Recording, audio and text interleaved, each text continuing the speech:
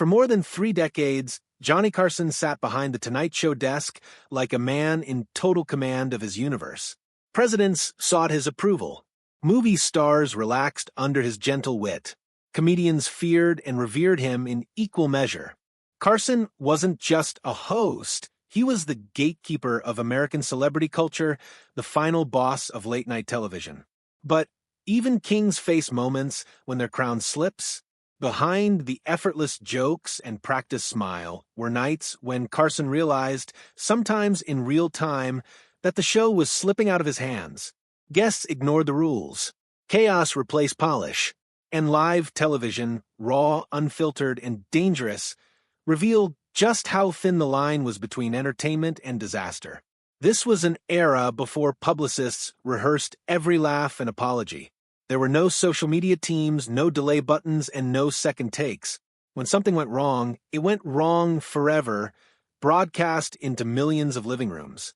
These are the nights when Johnny Carson's legendary composure was pushed to the brink. Moments when guests weren't merely eccentric, controversial, or difficult, but completely unhinged. Arnold Schwarzenegger, when confidence became catastrophe. In 1979, Arnold Schwarzenegger wasn't yet the Terminator, a box office titan, or a future governor. He was a brash, massively confident bodybuilder riding the success of Pumping Iron. When he took a seat on the Tonight Show couch, Carson expected the usual athlete interview, training routines, discipline, maybe a charming accent or two. What he got instead was one of the most uncomfortable moments in late-night history. Carson, experienced with athletes, casually asked Arnold to describe the pump that swollen, euphoric-feeling muscles get during intense workouts. It was a standard question. Safe. Innocent. Arnold leaned forward, eyes lighting up. "The pump," he said, smiling broadly, "is like having sex with a woman and coming." The studio froze. In the 1970s, network television still treated sexual references like unexploded bombs. Even Carson, a master of innuendo, relied on implication, not blunt force. But Arnold wasn't finished. He doubled down, elaborating with graphic enthusiasm, oblivious to the fact that every word was detonating live on air. "I am coming day and night," he declared proudly. The audience didn't laugh. They didn't gasp. They simply stopped breathing. Carson's face betrayed him for just a moment. His polite curiosity turned into visible alarm. He tugged at his tie, a long-time viewer signal that things had gone very wrong. "Well," Carson finally replied, voice tight, "I certainly wouldn't know about that." Behind the scenes, panic erupted. Phones rang in the control booth. Network executives demanded explanations. Producers frantically motioned for Carson to shut it down. Arnold, meanwhile, continued describing his body in aggressively sexual terms, unaware or unconcerned that he had shattered every unspoken rule of American television. Carson eventually steered the conversation back toward competition and discipline, but the damage was irreversible. When the segment ended, Carson reportedly turned to Ed McMahon and muttered, "I think we just got pumped in a way the FCC isn't going to appreciate." Remarkably, the moment didn't end Schwarzenegger's career. In hindsight, it revealed something essential about him: total confidence, unchecked by fear or shame. But Carson never brought it up again. And Arnold didn't return for years, this time noticeably media-trained. Johnny, burned once, never asked about the pump again. Burt Reynolds and Dom DeLuise, when chaos turned physical. Johnny Carson liked Burt Reynolds. Audiences loved him. He was charming, funny, and knew exactly how to tell a story. Dom DeLuise, on the other hand, was a wild card, a physical comedian with a mischievous streak. In 1974, Carson learned what happens when you put two friends together on live television. The interview began normally enough. DeLuise brought out a can of whipped cream, claiming he wanted to demonstrate a cooking trick. Carson raised an eyebrow. "I have a feeling this isn't about cooking," he said. He was right. Without warning, DeLuise sprayed Reynolds. Reynolds retaliated by grabbing a pitcher of water and dumping it straight down DeLuise's pants. The audience exploded with laughter as the chaos escalated into a full-blown food fight. At first, Carson laughed along. Then Reynolds grabbed the whipped cream and turned it on Johnny himself, spraying a line across his suit. "That's a $500 suit?" Carson snapped, rare irritation breaking through his smile. The set descended into anarchy. Furniture soaked, carpet ruined, the desk dripping with cream. Carson still had 3 more guests scheduled.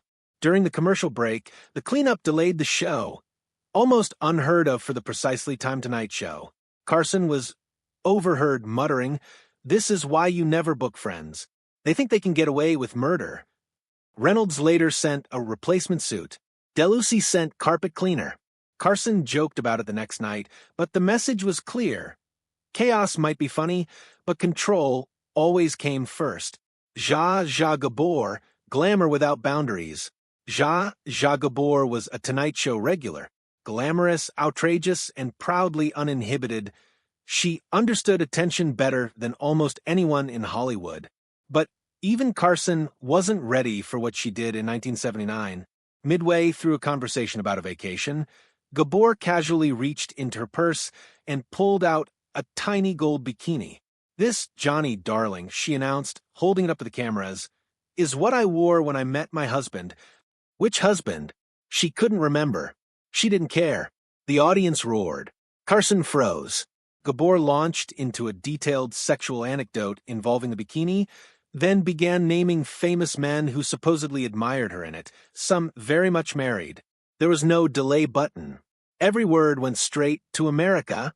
At one point, she insisted Carson hold the bikini against his chest. Trapped between dignity and disaster control, he complied, his expression a blend of horror and disbelief.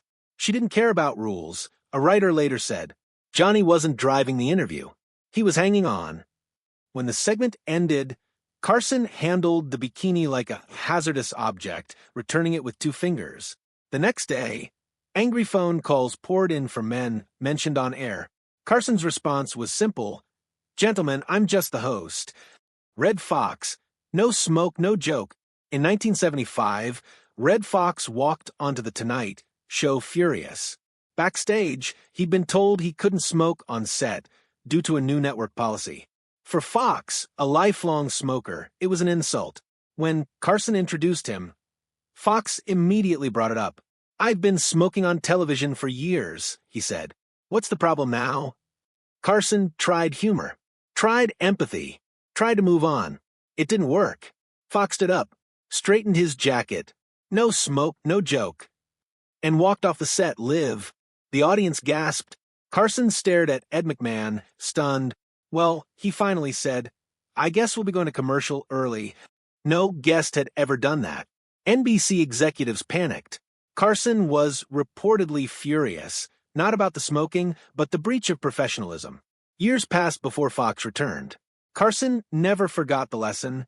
Live television demands respect, or it punishes everyone. Truman Capote, a breakdown in real time. By 1975, Truman Capote was no longer the sharp, glittering literary star Carson once admired. When he appeared on the show that year, something was deeply wrong. He staggered onto the set, slurred his words, drifted mid-sentence. The audience's laughter slowly faded into discomfort.